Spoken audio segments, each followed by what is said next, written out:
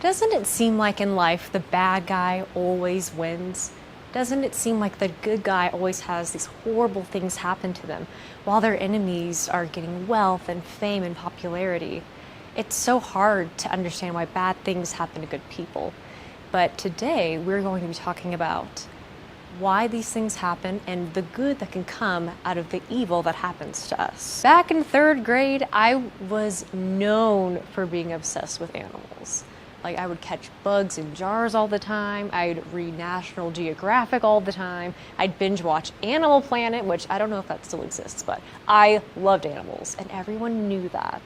And so one day on the playground, there was this very well-known bully, and we're gonna call him Joe.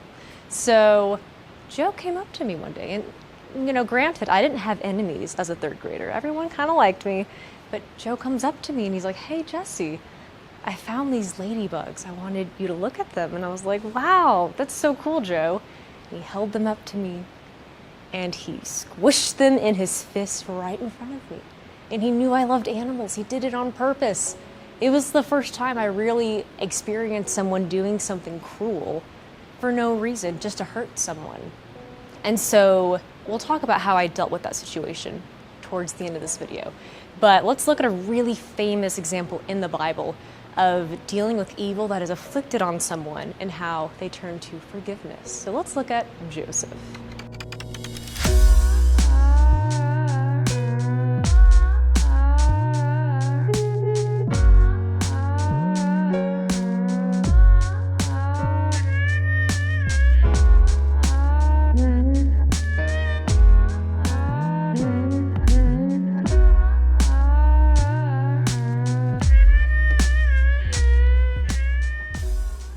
Now, Joseph was the favorite in his family. Out of all of his brothers, he was his father's most favorite child. And I know your parents wouldn't say they have a favorite, but just imagine if one of your siblings was seen as the favorite. You wouldn't be super happy, would you? So Joseph, very blatantly in his family, is the favorite son, even to the point of getting this really fancy multicolored coat from his father. And so obviously his brothers resented him for this. And they even came up with a plan to get rid of him. And so, famously as it goes, poor Joseph is thrown into a cistern, which is like a giant well, and he's left there. But instead of killing him, his brothers decide, hey, we can still get rid of him by keeping him alive, so let's just sell him to the Ishmaelites, which was another tribe coming through. And so, Joseph went from having a family and being the beloved child to becoming a slave, all because his father saw him as the favorite. Now, this is horrific and terrible, and it's hard to see how God could take something as tragic as this and make it something beautiful. How could God turn these brothers' evil actions into something great? But if we look in the story, we see that God doesn't leave Joseph, even in the darkest pit of despair. God is there through every single moment. And so the story goes on. Joseph is sold into slavery in Egypt, and he's owned by this man named Potiphar. And now, as we know, God stays with Joseph. He gives him favor in Potiphar's eyes. And so Joseph becomes kind of the head of the household while Potiphar's away, which is incredible, being a slave. And so he's in this position of authority now, which is great. But then a scandal happens with Potiphar's wife. She accuses him of things, and now he's in jail. Okay, great. Thanks, God. Now what? Again, these deceitful and evil people have hurt Joseph, and now he's in prison. Where is God in all of this? Where is God when evil people do bad things to us? But again, God does not leave Joseph. We see God give Joseph these abilities to interpret dreams. And because of this, he's able to earn the favor of the warden. And soon Joseph is kind of running the jail. So again, he's in this lowly position because of people who've hurt him. But God is using Joseph's state where he's at and raises him up.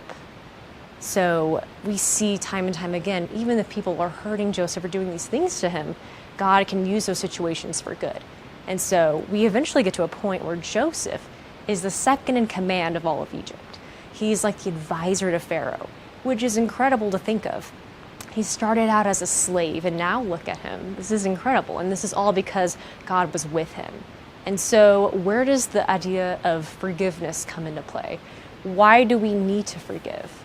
Now, if I was in Joseph's position, if my brothers threw me into a well and sold me into slavery, I don't think I'd forgive them, or it would be incredibly hard to forgive them. I'd be so filled with anger and resentment that I couldn't see the need to forgive them. But as times change and a famine is coming, a long 7-year famine, Joseph helps Egypt prepare for that time.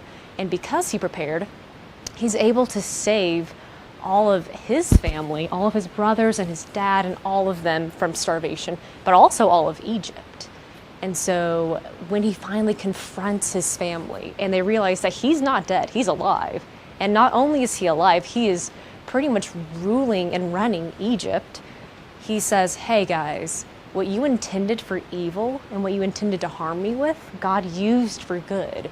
And because of what they had done initially, which was throw him away, get rid of him, they didn't care about him, because of that position he was put in, God was able to use that to save all of Egypt and his family. So no matter the circumstance, God could take that evil that is done against you and bring forth light and beauty and healing from it. So sitting here, all we can see is darkness. And it's the same in the world as well. We see anger and jealousy and rage. We see evil people doing evil things to good people. But the thing is, we're not called to live in darkness. We shouldn't answer anger with anger or jealousy with jealousy. So Christ calls us to be light in this world. And so even though I'm surrounded by darkness right now, what happens if I light just one tiny candle?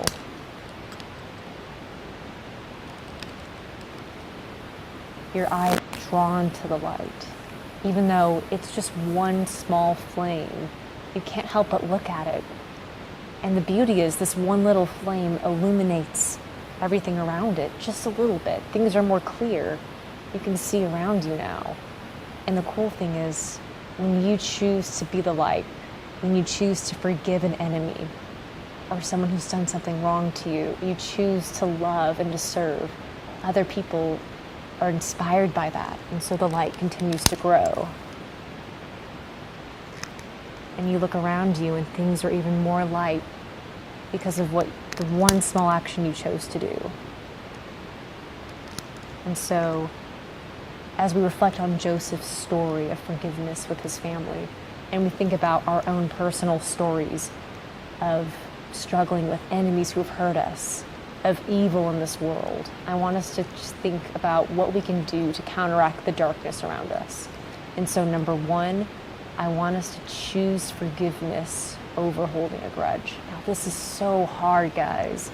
There's so many instances in my life where it's so much easier to just write someone off.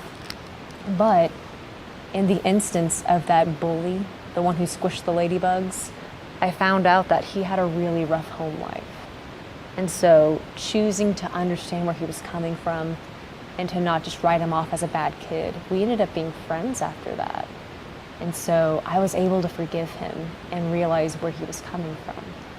And so the beauty of forgiveness is it lets off this weight on your shoulders, because you shouldn't carry that around. We're meant to love our enemies. And so even with the case of him, we ended up reconciling. And that was the same with Joseph's story.